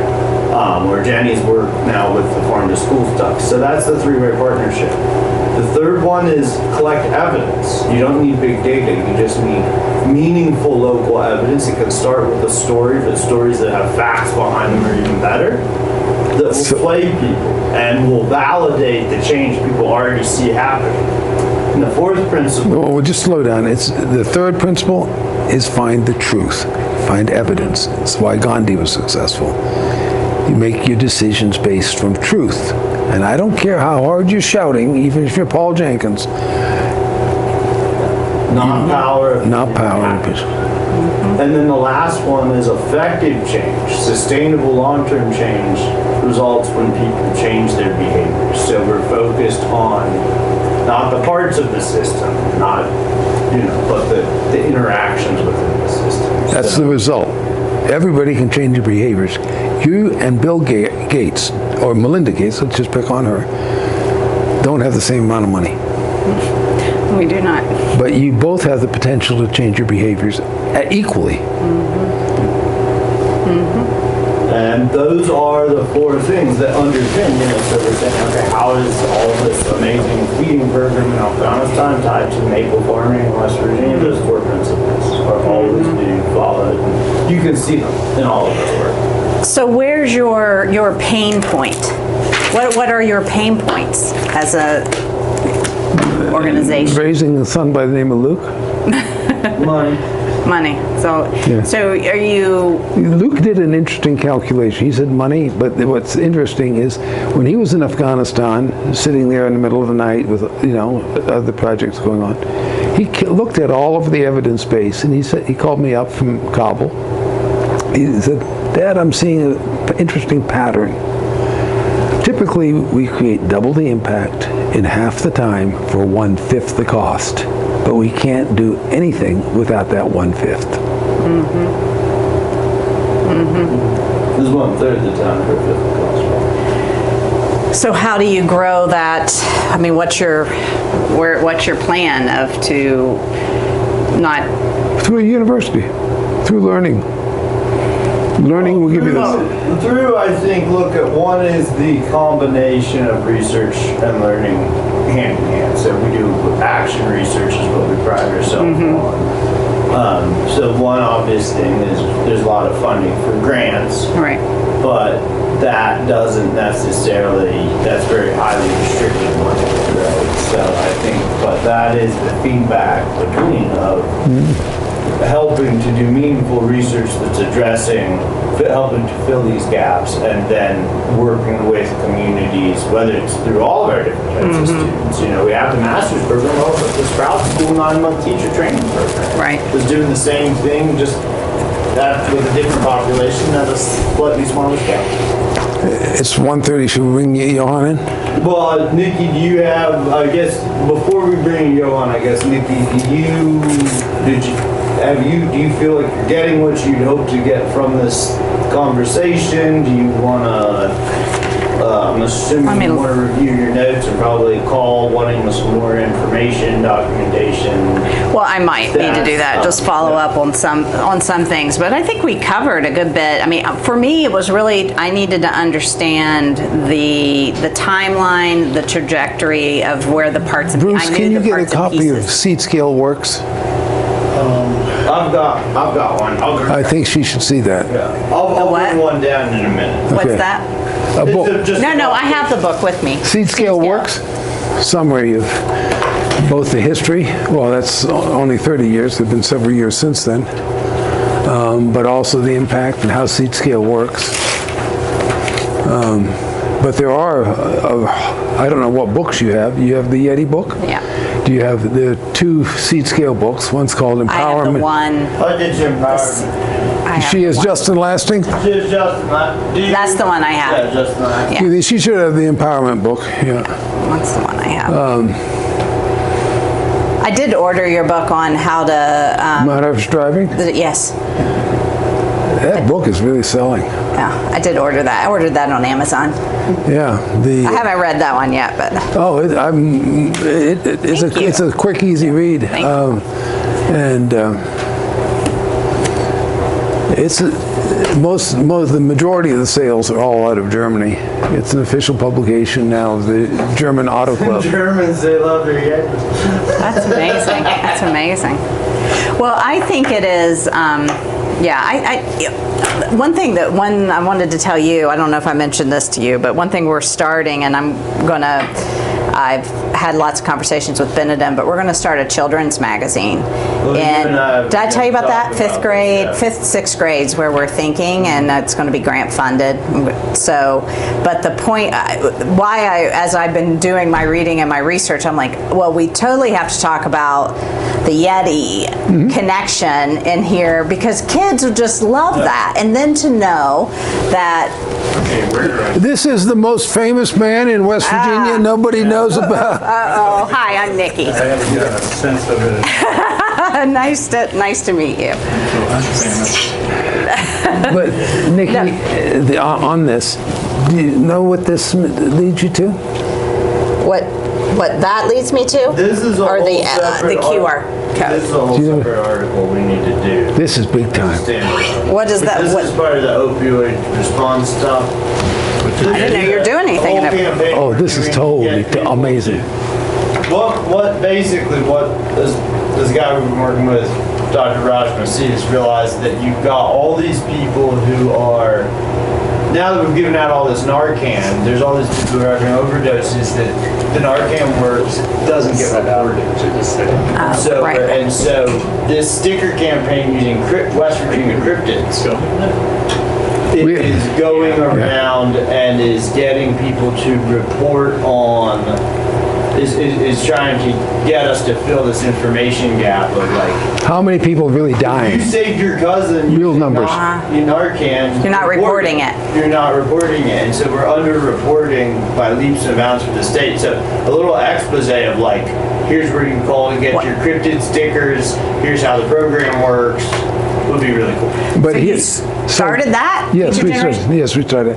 But so that we're now finding underreporting on the official health statistics. We've got real numbers, 250%. Underreporting. Underreporting. overdoses. But the good news is all those could potential deaths. So now Where we're do you trying. market? How What do you mean, market? that's a separate thing. Potomac Highlands Guild. But it was a separate thing, but we got money for it. But here's the thing. So now we realize that unscripted, that the big opportunity is that everybody has been segmenting responses. So somebody is doing Narcan, right, to try to do the overdose. But West Virginia being #1 in the nation in opioids is actually a function of dysfunctional communities. It's because people don't have hope, they're depressed, and we are at the end point of a opioid distribution line. So we have through Future Generations and Raj Masih, who's on our research faculty, like Johan's a research professor, there are 4 interventions. One is an accurate reporting mechanism, and we can talk more about it. It's called QR codes with cryptoids to solve the mystery. Intentional little fun going on there. Okay. The next thing is, where is the next drug dump going to come in West Virginia? How can you identify the drops of before they hit, you know, Buchanan? So this Raj Masih is using AI and using police records in all the feeders to West Virginia, Ohio, Maryland, what have you. We can predict when the next drug drop is going to come to Pendleton County, based on AI constantly monitoring the arrests in certain neighboring states. And this is a really big time.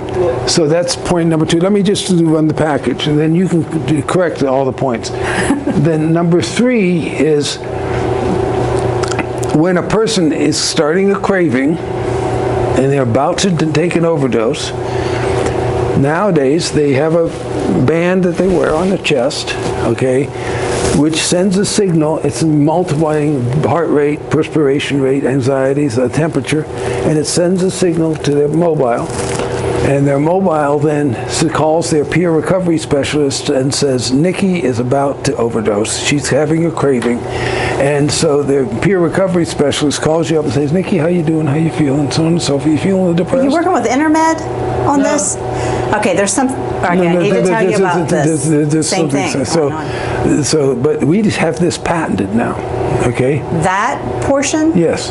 Where it goes to an app and notifies? Yes. Okay. It's patented, and so that is a second. That's predictive modeling. And once we got over 100,000 reports, which is what we're at now, the AI system is kicked in, and now we can predict with the AI analytic, because we have a large enough machine learning base, right, with 100,000 reports, we now are able to predict 15 minutes before the person has a craving.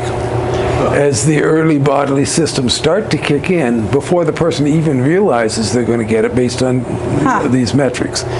And so the next thing that we're trying to do is this: those are all diagnostics. How do you address the underlying problem here? And the underlying problem is dysfunctional communities.